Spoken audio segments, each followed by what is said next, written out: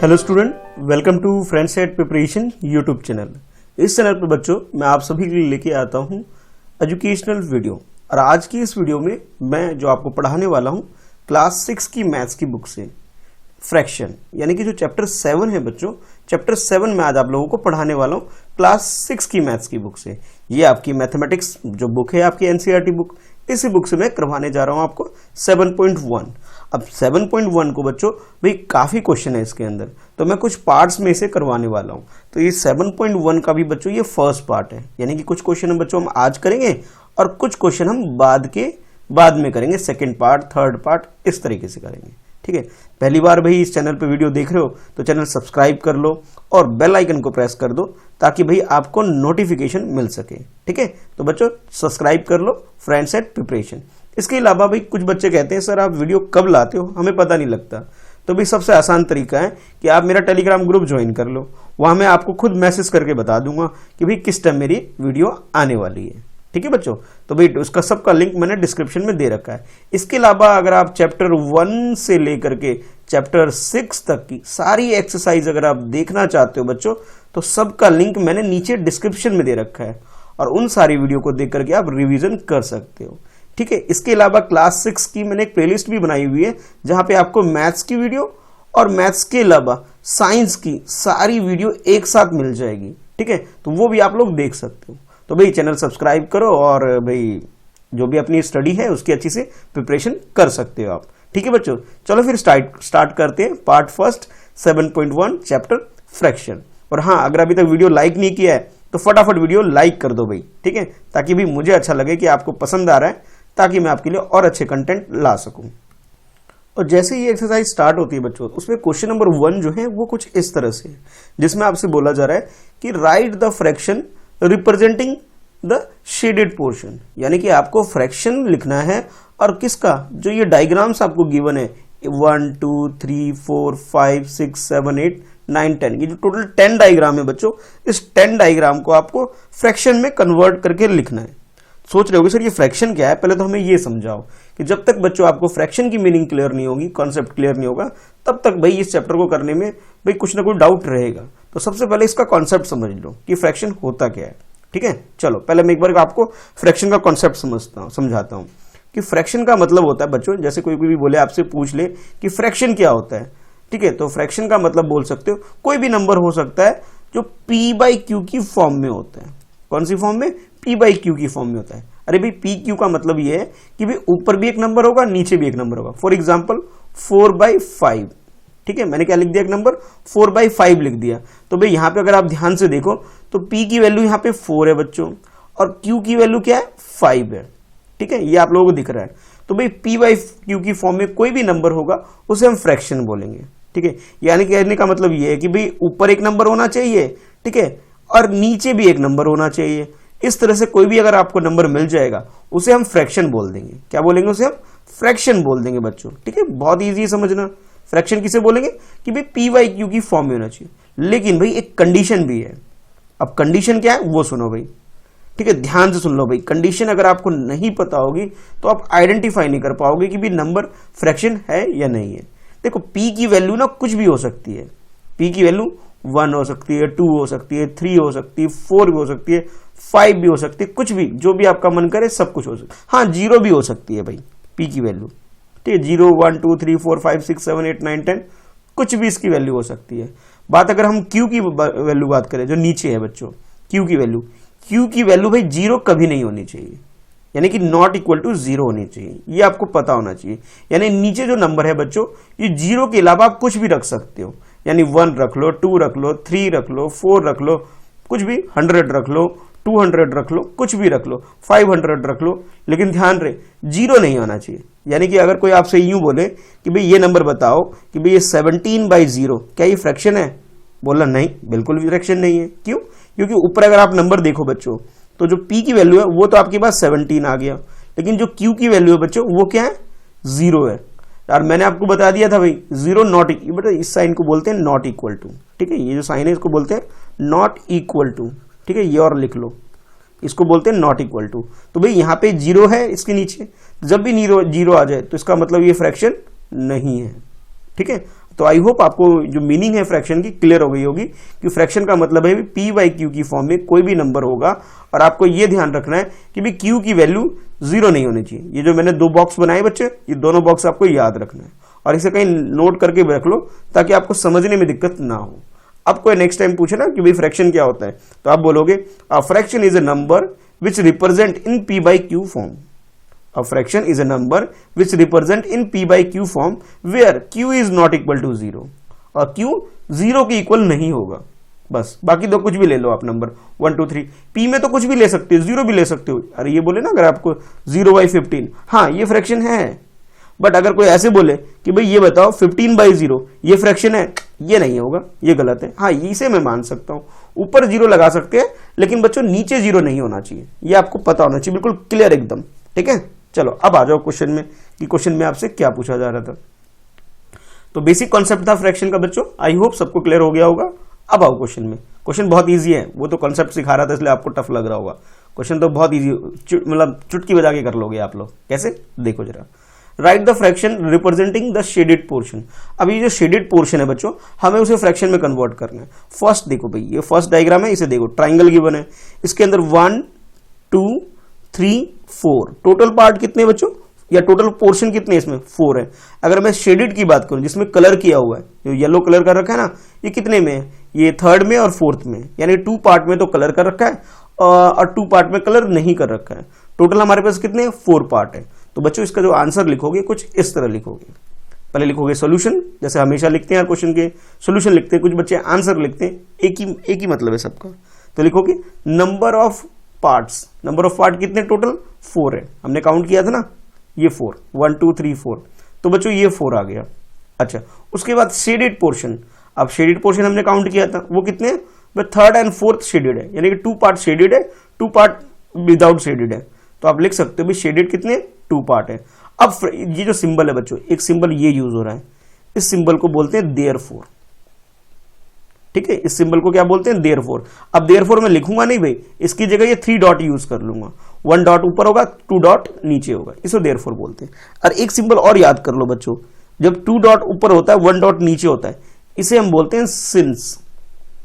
ठीक है, इसे सिंस बोलते हैं, इसे देयरफॉर बोलते हैं। तो दोनों का मीनिंग कंसेप्ट आपको क्लियर होना चाहिए कि देयरफॉर सर कब बोल रहे हैं और सिंस सर कब बोलेंगे। ठीक है, जब 1 डॉट ऊपर हो तो देयरफॉर बोलेंगे, जब 2 डॉट ऊपर हो सिंस बोलेंगे। ठीक है, अच्छा अब फ्रैक्शन क्या हो जाएगा, तो आप लिख सकते हो फ्रैक्शन इज इक्वल टू 2/4। किसके इक्वल होगा, 2/4, यानी कि 2 पार्ट ऐसे हैं, 2 पार्ट ऐसे हैं जो शेडेड है, टोटल 4 पार्ट है और जिसमें से 2 पार्ट शेडेड है। ठीक है, इजी है। चलो अब नेक्स्ट देखते हैं।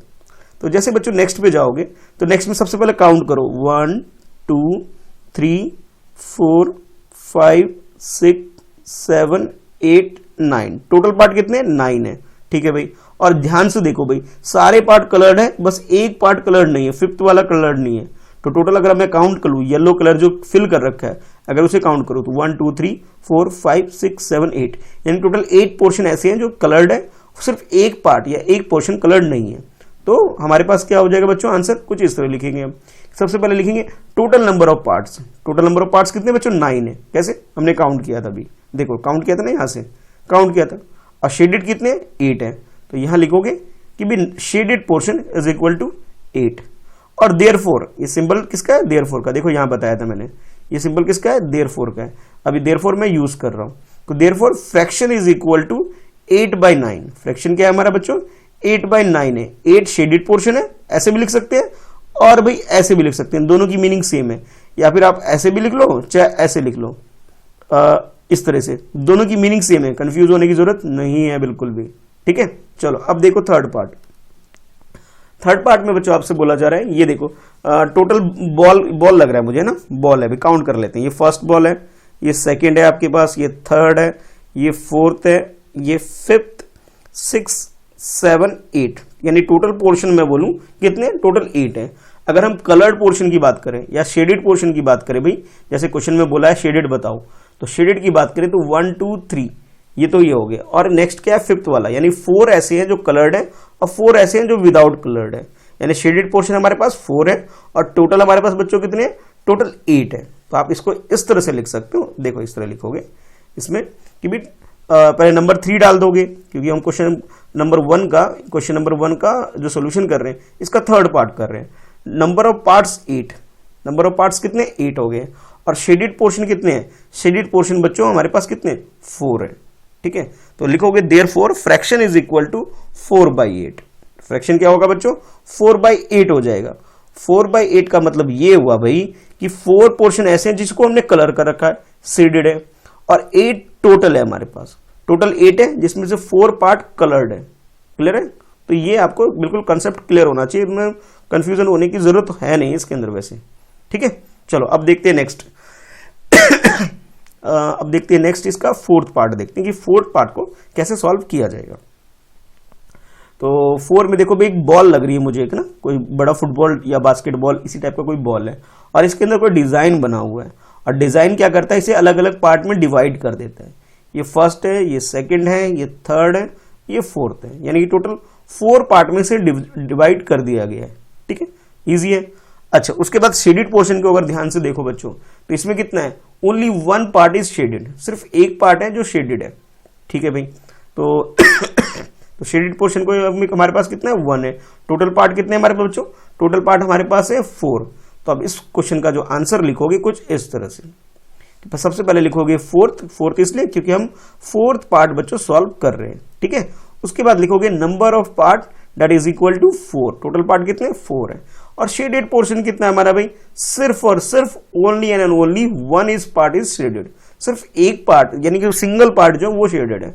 तो देयरफॉर आप यू कैन राइट देयरफॉर लिखना नहीं है ऐसे कि आप लिखने लग जाओ देयरफॉर, अरे नहीं भाई देयरफॉर लिखना नहीं, हम शॉर्टकट यूज कर रहे हैं भाई। क्या यूज कर रहे हैं, 3 डॉट यूज कर रहे हैं देयरफॉर की जगह। ठीक है, तो देयरफॉर के लिए मैं क्या यूज कर रहा हूँ, 3 डॉट यूज कर रहा हूँ।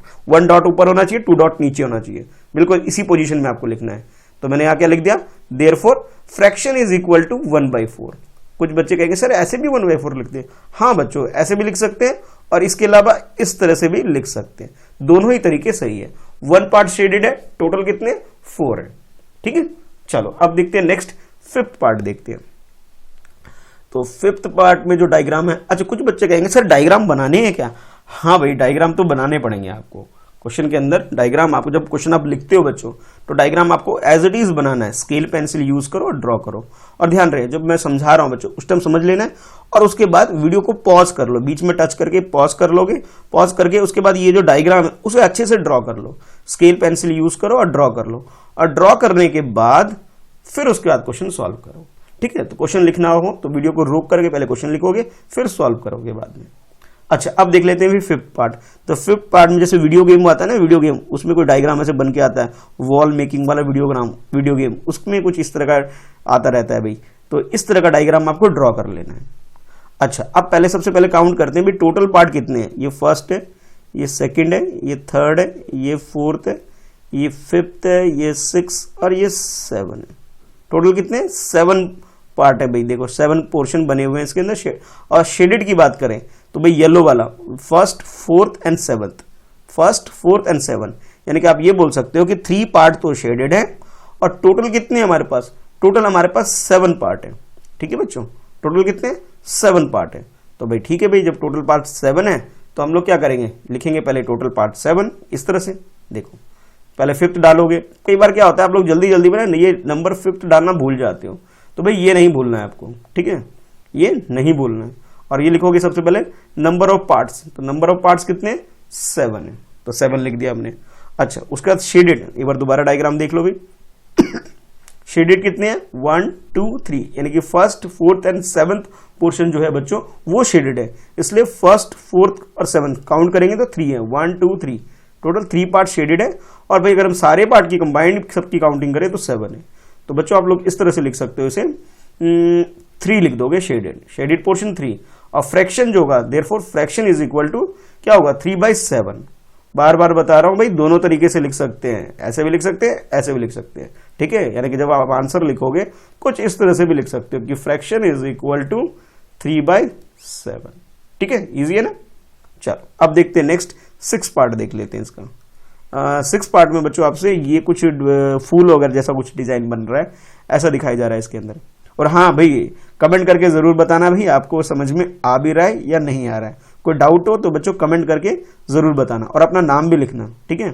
और हाँ भाई, अभी तक अगर आप वीडियो लाइक नहीं किया है तो भाई फ्रेंड्स एट प्रिपरेशन पे जो आप वीडियो देख रहे हो मेरी, भाई वीडियो लाइक ज़रूर कर देना, ठीक है बच्चों। अच्छा देखो भाई, यहाँ पे टोटल अगर मैं काउंट करूँ कितने ये फूल जैसे बने हुए हैं, 1 2 3 4 5 6 7 8 9 10 11 12, टोटल कितने 12 है। अब शेडेड की बात करें, शेडेड यानी जिसमें कलर कर रखा है उसकी बात करें तो ये है बच्चों आपके पास 1 2 3 4 5 6 7 8 9, यानी कि 9 ऐसे हैं जो कलर कर रखे हैं और टोटल कितने, टोटल 12 है। 12 में से 9 ऐसे हैं जिनको हमने कलर कर रखा है, ठीक है भाई। अब इसका आंसर भी कुछ इस तरह लिखेंगे, जरा देखो भाई। सबसे पहले लिखोगे पार्ट, कौन सा पार्ट सॉल्व कर रहे हैं भाई, हम लोग 6 पार्ट सॉल्व कर रहे हैं तो ये 6 है। अच्छा इसमें ऐसा है, एक मिनट थोड़ा सा ना, एक मिनट चेंज करते हैं। बुक के हिसाब से ना मैं इसे मान लेता हूँ कि ये व्हाइट को कलर किया हुआ है, क्योंकि जो फूल होता है बेटा, जो फ्लावर हमारे पास होता है वो ज़्यादातर रेड कलर का, येलो कलर का, पिंक कलर का, पता नहीं कौन कौन से कलर का होता है। तो मैं ये मान लेता हूँ कि शेडेड ना, इस व्हाइट को मैं शेडेड मान लेता हूँ, इस पिंक को शेडेड नहीं मान रहा हूँ मैं, थोड़ा उल्टा चलते हैं, ठीक है। इसको शेडेड मान लेता हूँ, इस व्हाइट वाले को, इसको शेडेड नहीं मानता हूँ, ठीक है। तो भाई अगर इस तरह से करेंगे तो भाई हम लोग इस तरह लिख सकते हैं बच्चों कि भाई 3 पार्ट ऐसे हैं जो शेडेड है, व्हाइट कलर कर दिया आपने, क्योंकि फूल कभी भी, फूल को हमने ये मान लिया कि 3 पार्ट इसको कलर मार रहे हैं, इसको हमने white colour white colour white colour whitener से कलर कर दिया भाई, ऐसे समझ लो। और 9 जो ये पिंक पिंक दिख रहे हैं आपको, पिंक कलर दिख रहे हैं, इसको शेडेड नहीं मान रहा, इसको मैं ब्लैंक मान रहा हूँ, ठीक है, उल्टा मान रहे हैं, ठीक है, कंफ्यूजन होने की जरूरत नहीं है। अच्छा अब इसका जब आंसर लिखेंगे बच्चों कुछ इस तरह लिखेंगे कि भाई टोटल पार्ट हमारे पास 12 हो गए और शेडेड हमने 3 मान लिया। 3 क्यों माना, क्योंकि मैंने व्हाइट वाले को, बच्चों दोबारा डायग्राम दिखाता हूँ, व्हाइट वाले को यानी कि इसको 1 2 3 इसको मैं शेडेड मान रहा हूँ, ठीक है, इस तरह से कर रहा हूँ मैं। तो भाई टोटल 12 है, शेडेड कितने हमारे पास 3 शेडेड है, तो देयरफॉर आप लिख सकते हो जो फ्रैक्शन बच्चों हो जाएगा आपका 3/12 हो जाएगा। कुछ बच्चे कहेंगे सर 9/12 नहीं होगा, हाँ भाई 9/12 जब होगा जब आप पिंक वाले को कलर मानोगे, ठीक है। मैंने व्हाइट वाले को ट्रीट किया है, इस वजह से मैं 3/12 लिख रहा हूँ, ठीक है। तो मतलब इस तरह से करवा रहा हूं मैं, तो भाई यहां पे भी कंफ्यूजन वाली बात रखना मत दिमाग में। अच्छा चलो अब आओ नेक्स्ट करते हैं। नेक्स्ट जो है आपके पास, नेक्स्ट आपके पास जब देखोगे बच्चों तो यहाँ पे भाई 1 2 3 4 5 6 7 8 9 10 है, और 10 के 10 जैसे आप देख रहे हो, ये 10 के 10 अगर ठीक से देखो बच्चों तो ऐसा लग रहा है सबको, ये जो बाउंड्री तो इसकी वैसी है, क्या बोलते हैं, रेड जैसी, रेड पिंक जैसी कलर है, और अंदर व्हाइट कलर शेड कर रखा है, इसलिए हमें डिफरेंट लग ही नहीं रहा है। ऐसा लग रहा है कि जितने भी हैं, जितने ये 10 के 10 सारे शेड कर रखे हैं, first second third fourth fifth 6 7 8 9 10 जो टोटल है बच्चों, 10 के 10 सारे शेड कर रखे हैं, और ऐसा लग रहा है सबके सब एक जैसे ही कर रखे हैं। तो मैं इसे क्या ट्रीट कर लूंगा भाई कि 10 के 10 क्या है, कलर्ड है, मैं इसे ट्रीट कर रहा हूं इसको, 10 के 10 कलर्ड है। तो भाई टोटल भी हमारे पास 10 है और कलर भी हमारे पास 10 है। तो आप लोग बच्चों इसको इस तरह लिख सकते हो, देखो इस तरह से पहले लिखोगे नंबर ऑफ पार्ट, तो नंबर ऑफ पार्ट्स कितने हैं इसके अंदर, नंबर ऑफ पार्ट्स जो है बच्चों आपके लिए इसके अंदर जो है, हाँ वो है आपके पास 10 है, कितने 10 है। अच्छा अगर मैं बात करूं शेडेड पोर्शन की बात करूं बच्चों, तो शेडेड पोर्शन भी आपके पास कितने हैं, 10 ही है, दोनों 10 है, ये भी 10 हो गया आपके पास और ये भी 10 हो गया। तो आप लिख सकते हो कि फ्रैक्शन इज इक्वल टू 10/10, यानी कि 10 तो कलर्ड है और 10 ही टोटल है। टोटल नीचे लिख देता हूं कि भाई टोटल भी आपके पास कितने हैं, 10 है, और शेडेड पोर्शन भी आपके पास कितने हैं भाई, वो भी 10 है, ठीक है, इसलिए मैंने यहां पे लिख दिया 10/10। तो आप ये कह सकते हो कि जो फ्रैक्शन होगा बच्चों, तो फर्दर ये दिस इंप्लाइज का साइन होता है कि आप लिख सकते हो कि फ्रैक्शन इज इक्वल टू, जैसे मैं पहले भी लिख चुका हूं कि therefore fraction is equal to 10/10, ठीक है। तो इस तरह से आप अपना आंसर लिख सकते हो। चलो अब देखते हैं नेक्स्ट, यानी कि 8 पार्ट देखते हैं भाई 8 पार्ट में क्या बोला जा रहा है। तो 8 में आपको बच्चों बोला जा रहा है ये वाला, देखो इसके अंदर 1, पहले काउंट करो भाई, 1 2 3 4 5 6 7 8 9, टोटल 9 है, और कलर येलो वाला देखो कितने 1 2 3 4 कलर्ड है और टोटल 9 है। दोबारा देख लो, 4 कलर्ड है और टोटल 9। अच्छा आपको अगर ये डायग्राम छोटा लग रहा है बच्चों, तो आप अपनी जो बुक है एनसीईआरटी बुक है उसमें एक्सरसाइज 7.1 में देख लो भाई, ठीक है। अगर ये डायग्राम आपको लग रहा है सर छोटा काउंट करना बड़ा मुश्किल है, तो आप अपनी बुक से काउंट कर सकते हो, ठीक है।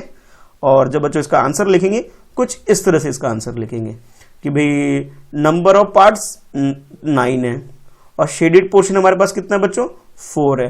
तो फिर मैंने नीचे लिख दिया देयरफॉर याद है ना, थोड़ी देर पहले बताया था, यहाँ लिख देता हूँ। इस सिंबल का मतलब क्या होता है, देयरफॉर होता है इसका मतलब। और इस सिंबल अभी तो यूज नहीं कर रहा हूं लेकिन बाद में यूज करूंगा, इसका मतलब होता है सिंस।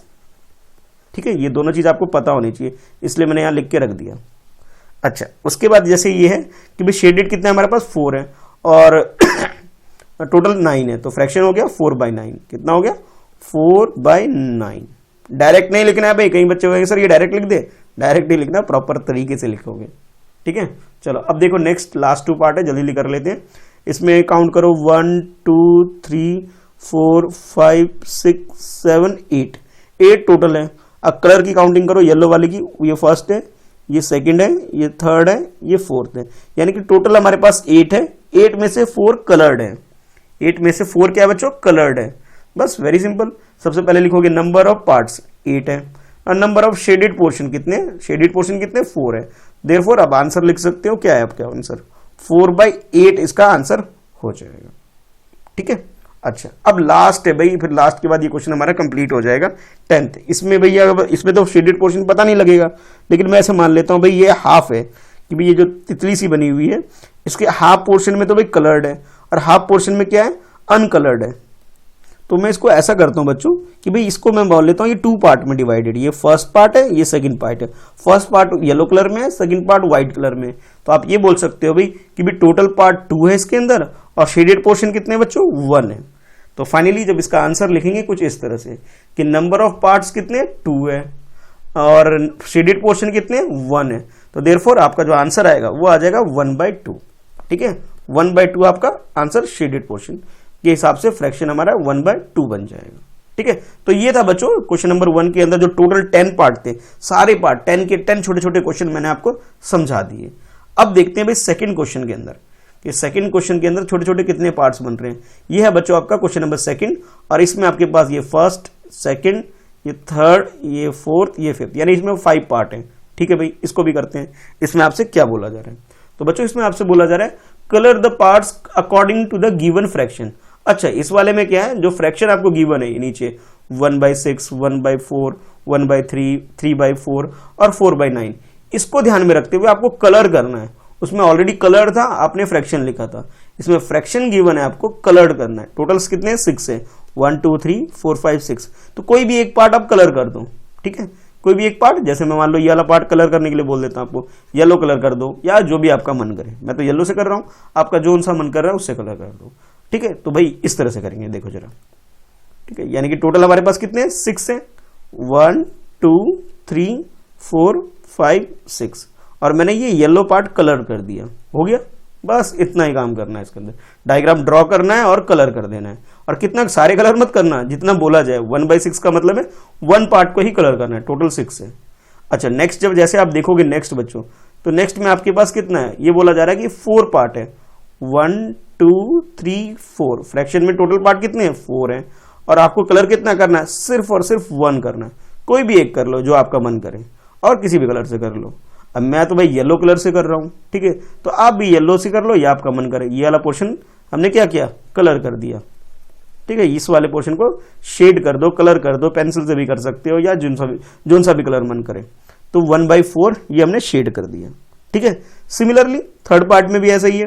थर्ड पार्ट में टोटल आपके पास ये 1 2 3 ये 3 पार्ट है और कलर कितने करना है, ओनली 1 पार्ट कलर करना है। ठीक है भाई, कोई सा भी एक कर दो जो आपका मन करे। बीच वाला कर देता हूं मैं, आपका मन कर रहा है कि फर्स्ट वाला तो फर्स्ट वाला कर दो भाई, किसी का मन कर रहा है लास्ट वाला करने का तो वो लास्ट वाला भी कर सकता है। तो ये आप मैंने कलर कर दिया। ये देखो एक बार दोबारा रेड कलर से भी आपको आइडेंटिफाई करने के लिए बता देता हूँ। तो अब ये हो गया आपका 1/3। 1/3 का मतलब ये हो गया टोटल 1 2 3 पार्ट है और कलर पोर्शन कितने, ओनली 1 पार्ट इज कलर्ड। तो ये हो गया 1/3। ठीक है, चलो अब नेक्स्ट देख लेते हैं, नेक्स्ट क्या है आपके पास। तो नेक्स्ट है बच्चों ये 3/4। अच्छा, अब इसमें भी ज्यादा कलर करने पड़ेंगे। अभी तक 1 1 1 सब में काम चल रहा था, लेकिन इस वाले में थोड़ा ज्यादा होगा। टोटल हमारे पास 4 पार्ट है, 1 2 3 एंड 4 और हमें कलर कितने करने, 3 पार्ट करने। कोई भी 3 कर दो, मतलब एक छोड़ना है आपको, बाकी 3 कलर कर देना है। ठीक है, अगेन मैं वैसे ही जैसे पहले कर रहा था वैसे कर दे रहा हूँ। ये फर्स्ट पार्ट है, ये सेकंड और ये थर्ड, 3 पार्ट मैंने कलर कर दिया येलो कलर से और एक मैंने छोड़ दिया है, ठीक है, क्योंकि भाई हमें टोटल सारे थोड़ी करने हैं, हमें 3 करने हैं। टोटल 4 है हमारे पास, टोटल हमारे पास 4 है और ऊपर जितने भी बोले गए हैं आपको 3 पार्ट आपको कलर करने के लिए बोला जा रहा है, तो 3 पार्ट आप कलर कर दोगे, ठीक है, इजी है ना। अच्छा, अब इसके बाद भाई नेक्स्ट जो है लास्ट है, लास्ट में आपके पास ये टोटल 9 है, 1 2 3। बच्चों एक बार काउंट कर लिया करो, जब आप काउंट कर लेते हो तो आपको कंफ्यूजन नहीं होगी, इसलिए मैं बार बार हर किसी में काउंटिंग लिख रहा हूँ। आप लोग भी पेंसिल से चाहो बुक में एक बार पेंसिल से लिख लोगे, उसके बाद ड्रॉ करोगे और देख लोगे हाँ भाई टोटल 9 है, हाँ जी 9 है। कितने पार्ट कलर करने? 4 पार्ट कलर करने। तो कोई भी 4 पार्ट आप उठाओ और उसे कलर कर दो कुछ इस तरह से। ये देखो फर्स्ट, सेकंड, ये थर्ड और ये फोर्थ, ये 4 पार्ट मैंने कलर कर दिए और जो बाकी बच गए सो बच गए, ठीक है। तो आप ये बोल सकते हो भाई इस पूरे में से टोटल 9 में से हमने 4 पार्ट कलर कर दिए, तो इसे हम बोल सकते हैं भाई ये 4/9 हो गया। ऐसे भी लिख सकते हैं और एक और तरीका क्या है 4/9, इस तरीके, दोनों तरीके ठीक है, ठीक है। तो 4 पार्ट कलर कर दिया, टोटल 9 है। ये तो बहुत ईजी था भाई। इसके अंदर तो भाई ऐसा लग रहा है ड्राइंग करने के लिए बोला जा रहा है क्वेश्चन के अंदर कि ड्राइंग करो ड्राइंग करो ड्राइंग करो, और आप लोगों ने खूब इसके अंदर ड्राइंग कर ली, ठीक है। क्वेश्चन नंबर 2 हो गया। अब देख लेते हैं नेक्स्ट क्वेश्चन नंबर 3 देख लेते हैं कि थर्ड सोल्यूशन निकाल दिया, नहीं रुको एक मिनट, हाँ क्वेश्चन नंबर 3 को पहले एक बार देख लेते हैं कि पहले भाई 3 को करना कैसे है। तो इसमें आपसे बोला जा रहा है identify the error if any. अच्छा, एरर की मीनिंग समझ लो पहले। आइडेंटिफाई का मतलब तो भाई पहचानना होता है, रिकॉग्नाइज करना, पहचानना, ढूंढना, इस तरह समझ सकते हो। एरर का मतलब होता है मिस्टेक। एरर का मतलब क्या होता है? मिस्टेक, जो हम लोगों से हो जाती है जब हम लोग कैलकुलेशन करते हैं। तो भाई ये आपसे कह रहा है कि मिस्टेक को ढूंढो, भाई इसमें कुछ ना कुछ मिस्टेक है, ठीक है। क्या है मिस्टेक? वो आपको आइडेंटिफाई करना है, ठीक है। जैसे ये देखो, अब इसके अंदर क्या है बच्चों, जैसे इसमें देखोगे, इसमें ये बोला जा रहा है कि ये भाई ये कह रहा जा रहा है, ये डायग्राम आपको दे दिया गया और आपसे बोला जा रहा है ये 1/2 है, यानी ये इसका हाफ पोर्शन है। अच्छा, इस वाले में आपसे बोला जा रहा है कि भाई इसमें दिस इज 1/4, ये क्या है 1/4, कि भाई ये 4 पार्ट है और इसके अंदर ये वाला पोर्शन कलर्ड है। और नेक्स्ट में आपसे बोला जा रहा है कि भाई ये 3/4 है। तो बच्चों एक बात सुनो भाई, अभी तक जितने भी क्वेश्चन हम लोग कर रहे थे, जैसे प्रीवियस क्वेश्चन में दिखाता हूं, इसमें देखो जितने भी डायग्राम बन के आ रहे थे, जिसमें जो शेडेड पोर्शन और अनशेडेड है, ये सबका साइज इक्वल है। चाहे इसकी बात करो, चाहे इसकी बात करो, चाहे इसकी किसी की भी बात करो, सबका जो साइज है, इन तीनों का साइज इक्वल है। इस 9 के 9 बॉक्सेस का साइज इक्वल है, यहां पे भी चारों का साइज इक्वल है, ठीक है। और इससे पहले जो फर्स्ट क्वेश्चन हम लोगों ने किया था, ठीक है, यानी कि इस क्वेश्चन की मैं बात कर रहा हूं, यहां पे भी सबके साइड बिल्कुल इक्वल थे।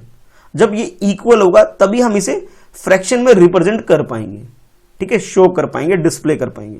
लेकिन जब साइज ही इक्वल नहीं हो बच्चों, तो हम उसे डिस्प्ले नहीं, जैसे इस वाले को देखो, तो यहां पे प्रॉपर सबके सब जितने भी पार्ट हैं सब इक्वल साइज के हैं, मतलब एक जैसे हैं। लेकिन भाई अगर इसमें आओ, इस वाले क्वेश्चन नंबर 3 में आओ, तो ये देखो, ये येलो वाला तो भाई बहुत बड़ा दिख रहा है, और जो आपको ये वाला दिख रहा है, क्या नाम है, ये वाला पार्ट दिख रहा है, मतलब व्हाइट वाला, इसके कंपैरिजन में छोटा है। तो ये दोनों इक्वल हैं क्या? इक्वल बिल्कुल नहीं लग रहे हैं।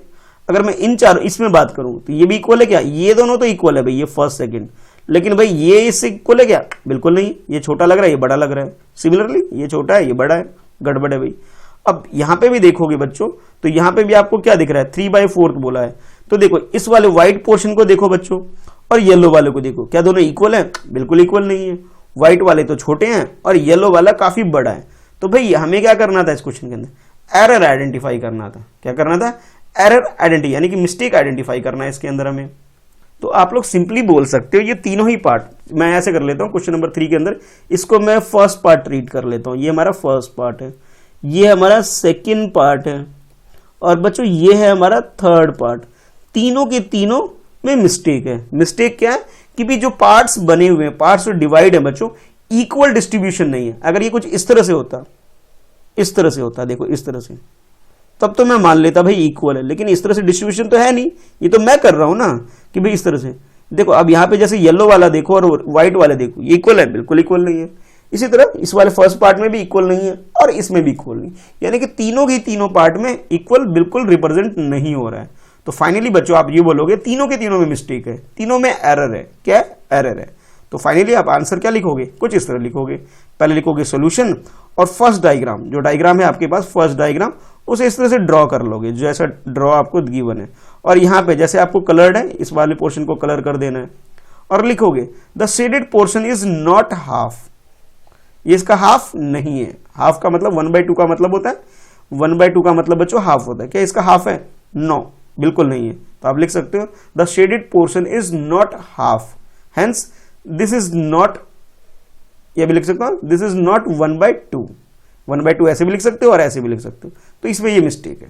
अच्छा, अब सेकंड वाला डायग्राम जो है बच्चों, जिसमें आपको 1/4 की बात की जा रही थी, तो इसमें भी क्या करोगे, एक डायग्राम ड्रॉ करोगे कुछ इस तरह से, जैसे आपको गिवन है as it is diagram draw कर लेना आपको, ठीक है। और जो शेडेड पोर्शन आपको बोला गया कि ये वाला पोर्शन शेडेड है, ठीक है, ये मैंने शेड कर दिया एक तरह से, ठीक है। तो ये भी क्या है, 1/4 है, जैसे आपको बोला गया 1/4, बिल्कुल भी नहीं है। तो आप लिख सकते हो since the part are not equal, जो पार्ट्स हैं वो इक्वल नहीं है, बराबर बराबर नहीं है ना, कुछ बड़े हैं कुछ छोटे हैं, तो आप लिख सकते हो कि शेडेड पोर्शन इज नॉट 1/4। तो शेडेड पोर्शन 1/4 नहीं है, ठीक है। ये 1/4 ऐसे भी लिख सकते हैं, ऐसे भी लिख सकते हैं। तो ये देखो, ये लिखा है ना नॉट 1/4, तो ये 1/4 बिल्कुल भी नहीं है, यहां पे भी मिस्टेक है। और लास्ट जो है थर्ड बच्चों, ये लास्ट है, ठीक है। आप कहोगे सर आधे घंटे हो गए सर, क्लास ओवर करो, बस ये लास्ट पार्ट है, इसे कंप्लीट करके मैं ओवर कर देता हूं। कि भाई इसमें भी 3/4 जो बोला गया है कि दिस इज 3/4, नहीं भाई बिल्कुल नहीं, इक्वल डिस्ट्रीब्यूशन ये यहां पे भी नहीं है।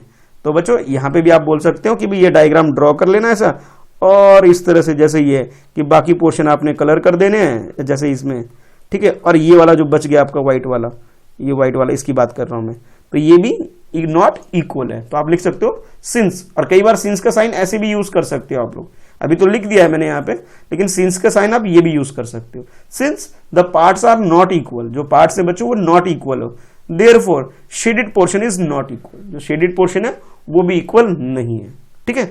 तो इस तरह से आप ये क्वेश्चन सॉल्व कर सकते हो, ठीक है बच्चों। तो आज करते हैं ऐसे 7.1 एक्सरसाइज जो है, इस एक्सरसाइज का जो फर्स्ट पार्ट में हम इतना ही करते हैं। नेक्स्ट बाकी मैं लेके आऊंगा 7.1 का सेकंड पार्ट, यानी पार्ट 2 लेकर के आऊंगा, जिसके अंदर बाकी रिमेनिंग क्वेश्चन हम लोग करेंगे, ठीक है। तो आज के लिए इतना ही करते हैं, बाकी मिलेंगे नेक्स्ट पार्ट में। भाई वीडियो कैसी लगी कमेंट करके जरूर बताना, और हाँ आप चाहो तो मुझे सोशल मीडिया पे फॉलो करना चाहते हो तो नीचे मैंने डिस्क्रिप्शन में लिंक दे रखा है, वहां आप मुझे फॉलो कर सकते हो, फेसबुक, ट्विटर, इंस्टाग्राम, जहां भी। इसके अलावा अगर आप टेलीग्राम ग्रुप अभी तक ज्वाइन नहीं किया है बच्चा, तो मेरा ज्वाइन कर लेना, ठीक है। नीचे मैंने डिस्क्रिप्शन में लिंक दिया हुआ है, और इसके अलावा और भी क्लास 6 की और भी वीडियो का लिंक मैंने दे रखा है, आपकी मैथ्स के सारे वीडियो का लिंक दे रखा है, वह भी आप देख के रिविजन कर सकते हो। और प्लेलिस्ट से आप जाकर के साइंस और मैथ्स दोनों की वीडियो, भाई और भी बाकी सब्जेक्ट की वीडियो आप देख सकते हो, ठीक है बच्चों। चलो फिर बाय बाय, कमेंट करके बताना। अच्छा हाँ, आपके लिए एक छोटा सा क्वेश्चन जाने से पहले, फ्रैक्शन क्या होता है, याद आया कुछ? वो बताना मुझे, फ्रैक्शन क्या होता है। समझाया था ना स्टार्टिंग में, थोड़ा दिखा देता हूँ, ऐसे कुछ समझाया था ना, फ्रैक्शन P/Q कुछ कुछ आप छिपा लेता हूँ, ठीक है। तो फ्रैक्शन क्या होता है मुझे कमेंट करके बताना। चलो बच्चों बाय बाय, कमेंट कर, मैं वेट करूंगा तुम्हारे कमेंट का। बाय, मिलते हैं नेक्स्ट पार्ट में। और हाँ भाई, अपने दोस्तों में जरूर शेयर करो इसे, जितना शेयर करोगे तो मुझे अच्छा लगेगा। मेरी मेहनत, अगर मैं इतनी मेहनत कर रहा, थोड़ी मेहनत आप भी कर लो, वीडियो लाइक करो और अपने दोस्तों में शेयर करो, ठीक है बच्चों। बाय।